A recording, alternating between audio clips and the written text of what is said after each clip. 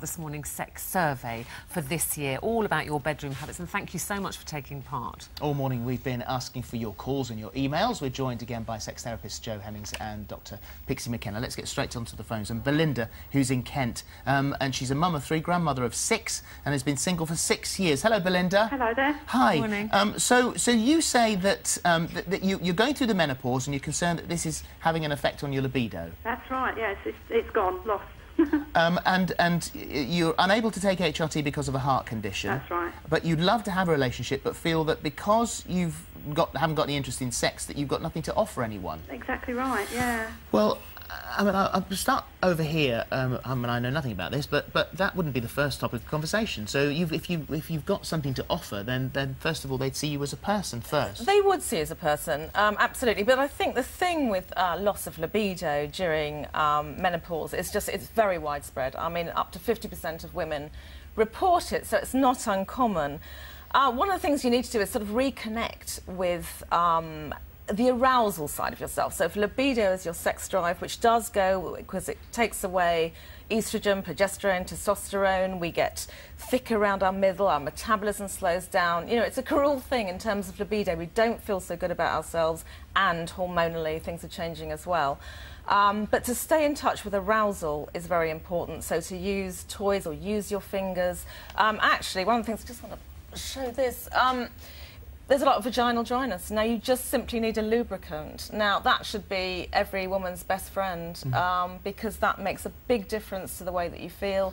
And once you feel aroused, your libido will and Pixie, do you get a lot of people in your surgery, women, you know, who are entering the menopause, that have a similar problem as Belinda? You know, a lot of women don't come to the doctor with menopausal symptoms anymore because there was the whole scare of HRT, and a lot of women just suffer in silence. And also they put down loads of different symptoms to the menopause when actually it may not be the menopause at all. So that's the other thing, you know, is her mood low? Is she tired all the time? There are all these other things that she's... Well, but I think Belinda... whether I'm right, Belinda, but to say that it's all, you know, you haven't really got to the toy stage because you just don't want to. That's exactly right. I mean, I do have the toy, yeah. But without the actual feelings that you want to do it, you're not going to use it. Have you tried like a vitamin supplement? I know you can't take HRT, but you can get simple herbal vitamin supplements for women going through the menopause that might give you just that little bit of extra energy and confidence and enthusiasm that you might need. You nodded then, Pixie. You agree with that? I agree with that. There's some evidence now that a lot of these supplements will help you, and again, because women aren't going to the doctors, they haven't got anywhere to get the information. And also, but beyond that, you know, you say that you're looking for a relationship. It doesn't all revolve entirely around sex. No, I mean, it doesn't. You want to find someone to whom maybe that's not the most important thing as well. And actually, your libido comes back. It isn't a permanent fixture any more than hot flashes are permanent. Eventually, you'll find it coming back. So, again, it's not something to worry about as a sort of... Well, Belinda, good luck. I hope that's helped. Yes, thank you very much. Thank you, it's good. I hope for you it's good to know that lots of other women talked about the menopause and as talking well. about it as well. Yes. Important to talk about it. Let's go to Rebecca now. Rebecca, morning. Are you there, Rebecca? I am, yes. Hello. Now, you and your husband have been trying for a baby for 2 years, yes. And you're saying that you're just a bit fed up with sex now, is that right? It just gets really repetitive and can get quite boring after a while. I can understand that, can't you? That, you know, when you're trying and they're probably doing it a lot, it becomes something takes different. The romance it does, away, yes, doesn't it? It does. What could they do? But they're only 21. Exactly, they're still very young. So, I mean, what I'd like to do is get the fun and the playfulness back into your sex lives. You're still just as likely to fall pregnant and have a baby by having a lot of fun and enjoying yourself, not necessarily thinking of it as just something as a means to an end.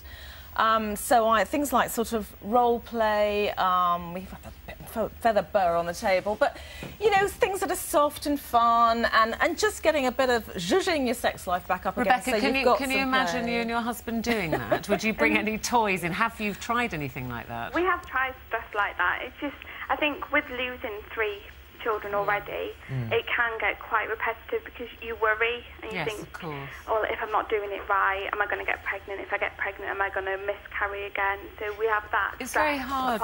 Yeah, it's very hard, Pixie, isn't it, to get out of your head. They're so desperate for a baby. She's sadly lost 3, it's very hard to get that out of your head and suddenly be sexy again. Exactly, and I'm sure, Rebecca, you're looking at your calendar and you're saying this is the fertile time, I must get him home, we must have sex, tick the box, right, we've done it, and then waiting for the day.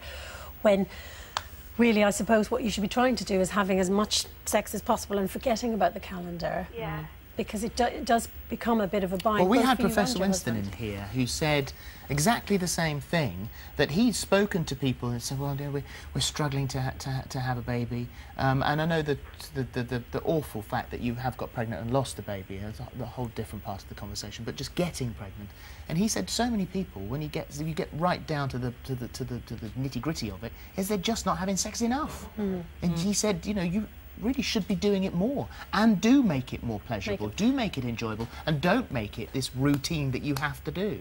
Maybe to actually to book a holiday around what you would think would be your fertile time, and then you have a week where you're away, and you know it can be quite a fun week with an extra bonus. Yes, and enjoy the fact that you are young and that you can have sex, because when you have the babies, as we talk later on, there'll be less and less opportunity to do it in the first place. Take the opportunity now. Yeah. Just enjoy it, Rebecca. Enjoy it whilst I think you is the can. main thing.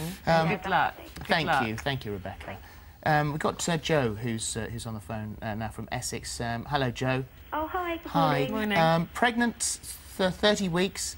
You're finding it very uncomfortable when you're having sex, and you want to know if there is a good way to have sex without harming the baby. Yes, I know it's, I mean, it's unlikely that we can harm the baby, but it's just getting really uncomfortable and it's a lot of pressure down there, so I wondered if there was any ways that we can do it and still find it enjoyable. I'm impressed you're still bothering. I know. Most of us, it's a great excuse not to. Well, I can't, it's too uncomfortable. Is that a good thing, that they're still having sex? Yeah, I mean, absolutely. If you can still do it, do it. And I wouldn't worry about harming the baby. That's not an issue. Some things that can make you feel uncomfortable, obviously, just make sure that you have an empty bladder before you start. Make sure your bowels are opening, because that can create quite a lot of pressure down below. In terms of positions, I think you'd probably be... Well, I mean, it's any position where your tummy's not being squashed. And I totally go with Pixie and say, you know, it's very healthy to still be having sex at this stage. It cannot harm the baby. But it will make... I know what she means about being uncomfortable. So it's to get into position, perhaps a sort of spooning position, a position where you're on top, somewhere where you feel you've got control and your tummy's not being squashed and you're not feeling there's a weight bearing down on you, because that's going to be very uncomfortable. So I think it's somewhere, you know, experiment. Enjoy this time to experiment and find out what feels good for you, and it'll feel different at different stages of pregnancy. Let's get just a couple of very quick ones from the hub, and Colleen's got some emails. What you got, Colleen? I have, yes. Vanessa has emailed in. She says, since I can remember, I have suffered from painful sex. I've only ever had one partner who was very patient with me. I find tampons and smear tests equally painful. At my last smear test, the nurse picked up on this pain, and I have since visited my GP. He doesn't seem to be taking it too seriously.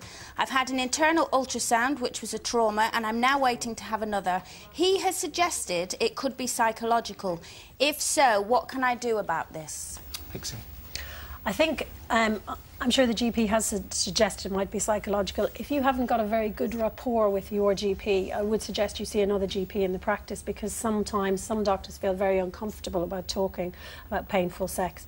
There are lots of medical reasons for painful sex, from infections to things like endometriosis, which very often takes 7 or 8 years to get diagnosed in women. If it is psychological, then the GP isn't going to be the best person to help you. You need to get somebody like Joe, someone who's a trained therapist to help you. I mean, I'm actually a psychologist, and when people say sometimes it could be psychological, I know that's a bit of a fobbing off, because basically they either can't be bothered to find out, or they just don't want to carry on anymore, they just don't think there's anything they can do. So I would definitely go and see another GP, because there's something going on here that I think you need sorted, and it may be psychological too, but I think at this stage to say it's just psychological is probably... Very quickly, one for the guys here. Please, can you give me advice about premature ejaculation? This occurs pretty much every occasion within a minute or so. My partner's 46, I'm 40, he's diabetic and gave up smoking 5 months ago.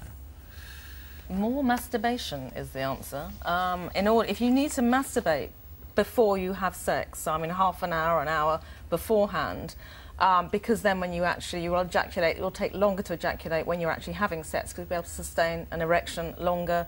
You could use one of these little, is it one down here? stuck to a feather.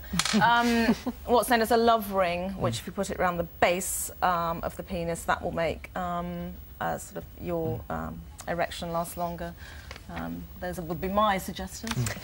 Yeah, I mean, I suppose we don't really know why people suffer from this problem. Sometimes it's a learned problem, sometimes it's a problem you've always had. The medical textbooks will tell you to take a deep breath in and think of something. Think of something different losing at the time. But I would agree with that too. Actually, not thinking about something else and not someone else in your family, it sort of gets in the way of the event, I would expect. But it also probably stop you ejaculating too quickly because you're kind of, you know, your mind is somewhere else. So concentrate. Well, also when you see that person, doesn't necessarily have to be a person. I think also have to to know stop that there, it's a problem that many men have. They just don't often talk about it, do they? Absolutely. The communication is key as ever. thank you guys, thank you very much indeed. Yeah, and thank you all for taking